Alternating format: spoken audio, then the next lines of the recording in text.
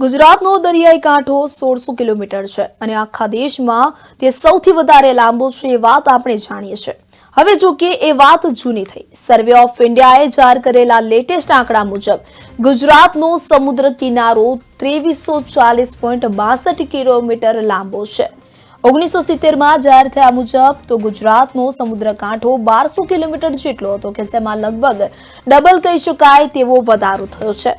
જ્યારે થોડા વર્ષો પહેલા ગુજરાત સરકારે 1600 કિલોમીટરનો આંકડો જાહેર કર્યો હતો, તેમાં હવે 700 કિલોમીટર જેવો વધારો થયો છે।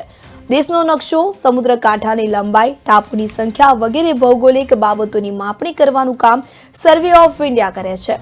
1767 માં સ્થપાયેલી આ સંસ્થાએ 2022-23 દરમિયાન નવી ટેકનોલોજી સાથે દેશના સમુદ્ર કાંઠાની લંબાઈ માપી હતી।